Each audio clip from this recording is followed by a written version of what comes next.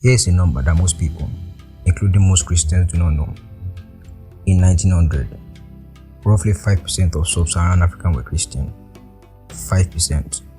Today, that number is over 57%.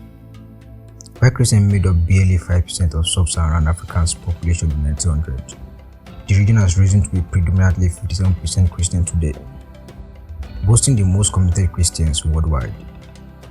And it is accelerating.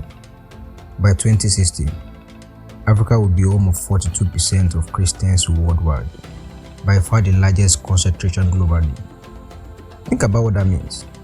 Not the largest concentration in Europe, not in North America, in Africa, the continent that built Christian theology in the 3rd and 4th centuries, the continent that gave us Tertullian and Cyprian and Origen and Athanasius and Augustine, the continent that came within several centuries of losing Christianity entirely to the Arab conquest. That continent is now the heartland of the Christian faith. How did that happen? This is the story of this video.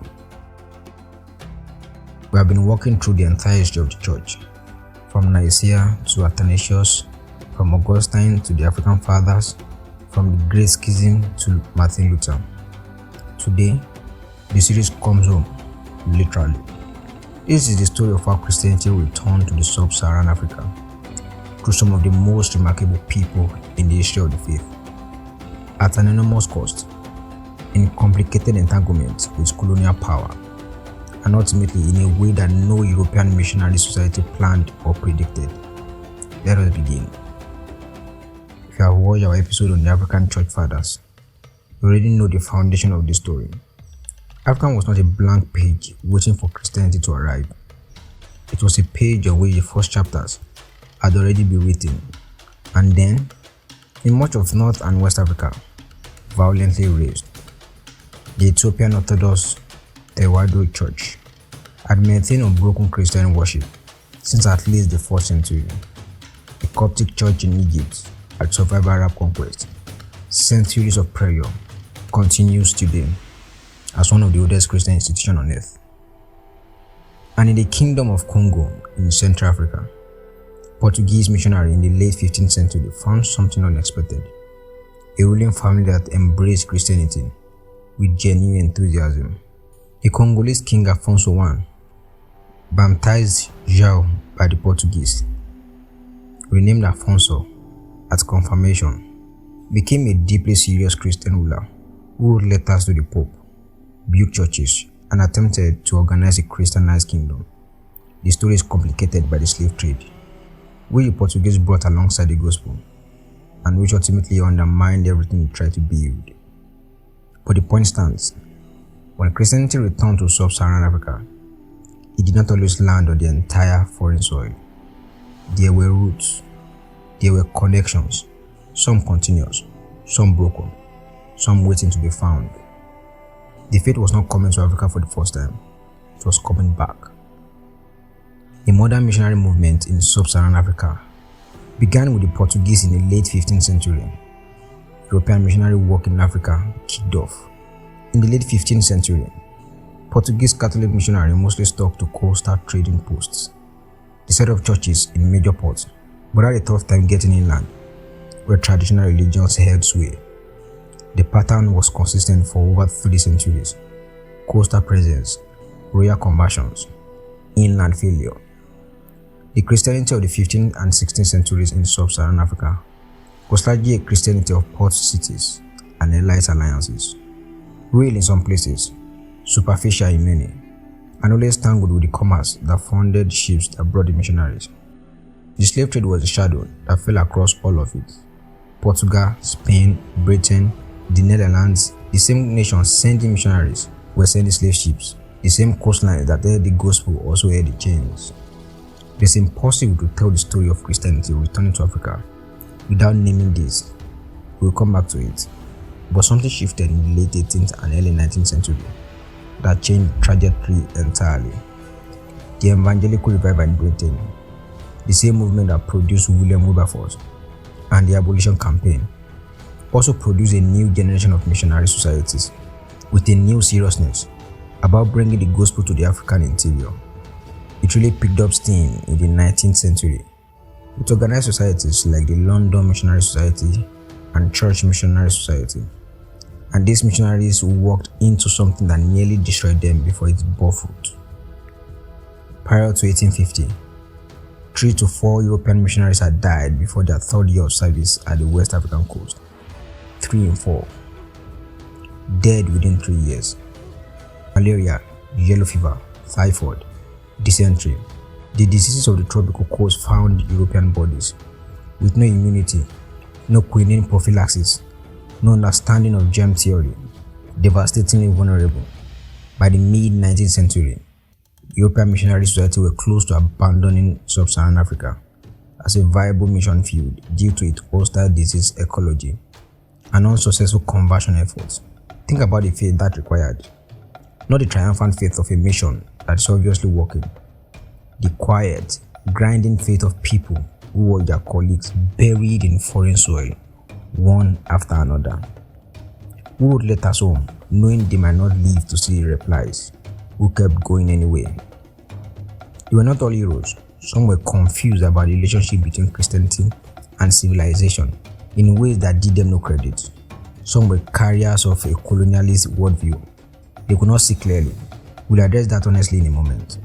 But the ones who stayed, who died on those coastlines, many of them died for something they believed was worth dying for.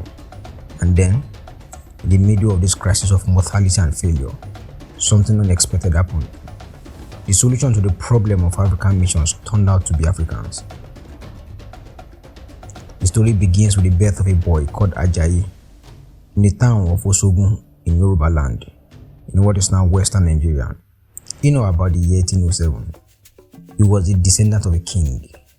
He grew up in a Yoruba community in the early 19th century, a world of oral tradition, Orisha worship, and the deep cultural riches of one of West Africa's great civilization. And then, when he was around 12 years old, Ajayi, his mother, and siblings were captured by Fulani slave raiders. The raiders sold Ajayi and his family to Portuguese slavers. His ship was intercepted. A British cruiser on anti-slavery patrol seized the ship and released its human cargo in Freetown, Sierra Leone. That interception, that single naval patrol, on a single day in the Atlantic, was the hinge on which an entire story turned. In Sierra Leone, Ajayi entered a school run by the Church Missionary Society, received an education, and converted to Christianity. His talent in language and leadership soon led him to become a key player in missionary work in the region. He was baptized, taking the English name Samuel Crowther after a prominent clergyman. He was sent to England for further schooling. He became the first African to graduate from the CMS New College, Fora Bay Institute. He returned to West Africa as a missionary, and then something happened that stopped everyone in the room. In 1843, Crowther was posted to Abeokuta, the what is now Nigeria. In a poignant moment, he met and recognized his mother there. In 1848, he baptized her. The boy who had been torn from his family as a slave, carried across the Atlantic in chains, intercepted and freed and educated and ordained, came home and found his mother and baptized her into the same faith that had given him a new life. If you are looking for the moment in this video where the theological and the personal completely converge, it is here. Crowther's gifts were extraordinary and recognized. He was an exceptionally gifted linguist, missionary, faithful minister. He translated the New Testament and the Book of Common Prayer into Yoruba and published a small dictionary of the language. He remembered his childhood Yoruba and preached in it directly without translation to the people he was trying to reach. The progressive secretary of the CMS, Henry Venn, took him under his tutelage and passed on his vision of an African church, independent of foreign aid or superintendence. Venn believed that genuine African Christianity required African leadership, and he saw in Crowther the man who could prove it was possible. On June 29, 1864, Samuel Ajayi Crowther was consecrated a bishop in Canterbury Cathedral. He became the first African bishop in the Church of England. His official title was Bishop of the Countries of Western Africa Beyond the Queen's Dominions. He had been born into slavery. He had been carried across the Atlantic in chains. He had been educated in a missionary school in Sierra Leone. He had returned to Nigeria, found his mother, baptized and the faith that had preserved him. And now, he stood in the oldest cathedral in England, robed as a bishop of the church that Tertullian had helped build, and Augustine had helped systematize, and Athanasius had spent 5 exiles defending. Crowther himself was reluctant to be a bishop, yet he humbly accepted the appointment. He led the Niger mission and entered mission staff of Africans for over 2 decades. He built schools, he established churches, he helped establish the first girls' secondary school in Africa. His story is not without its complication. In his final years, the movement to create an indigenous African church failed in the face of colonial British missionary resistance to African leadership. Younger, more aggressively imperialist missionaries pushed him aside. He died in 1891, near the end of a century that had produced enormous growth in African Christianity, but had also seen the indigenous leadership model he represented increasingly sidelined. He never fully saw the fruit of what he planted. Those who plant really do. What happened across the 20th century in Africa is, by any historical measure, one of the most extraordinary religious transformations ever recorded. While in 1910, the share of Christians in Africa was 9%, by 2010, this share increased to 63%.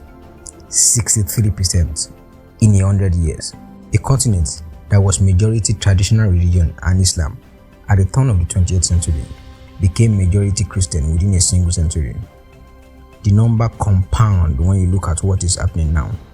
Globally, the growth of the church in Africa, together with an increase of the African population and a simultaneously shrinking congregation in Europe and America, resulted in a shift of Christianity's center of gravity from the west to the south. This is not a minor trend. It is a tectonic shift in the geography of the faith. The Christianity that was born in Palestine, that was shaped in Alexandria and Carthage, that was systematized in Augustine's North Africa, that was defended by Athanasius in his 5 exiles, that was carried to Europe by missionaries and councils and martyrs. That faith now has its largest and fastest growing communities not in Rome, not in Geneva, not in Canterbury, but in Lagos, Kinshasa, Nairobi, and Addis Ababa. The center of gravity has moved, and it has moved to the continent that, as we traced in episode 4, was there at the very beginning. The missionary movement that brought Christianity to sub-Saharan Africa in the 19th century was entangled with colonialism in ways that mattered and still matter. The expansion of Christianity in Africa increased with the onset of European colonial rule during the late 19th century.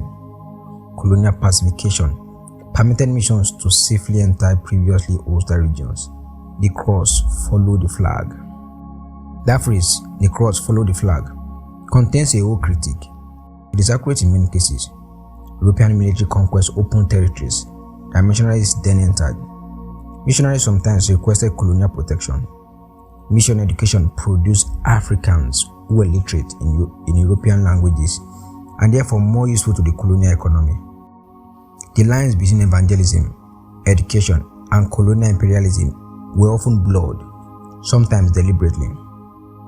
At the same time, the picture is not simply dark. Protestant missionaries pioneered the development of a written tradition for sub-Saharan African languages. In many regions, mission schools provided the only formal education available, an education that produced Africans' first lawyers, doctors, journalists, and independence leaders. Many missionaries, including Crowther himself, were genuine opponents of colonialism, who saw the hypocrisy of a Christianity that preached freedom and practiced domination. The relationship between faith and empire in African Christianity is one of the most important conversations happening in African theology today. It is not settled. It should not be flattened into either a simple defense of missions or a simple condemnation of them.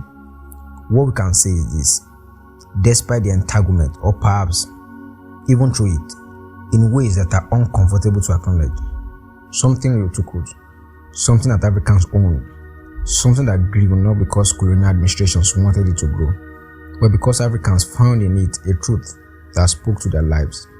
The proof of that is in what happened next. Beginning in the late 19th century and accelerating through the 20th century, a remarkable phenomenon began across sub-Saharan Africa. African Christians started founding their own churches, not as branches of European mission bodies, as independent institutions, led by Africans, worshipping in African languages, incorporating African cultural forms, and answering to no European bishop or missionary society. The African Independent Church Movement, also called the African Initiated Church Movement, produced hundreds of distinct denominations across the continent.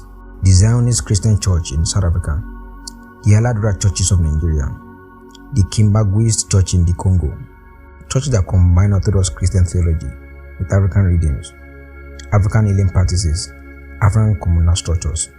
And then, in the 20th century, came Pentecostalism.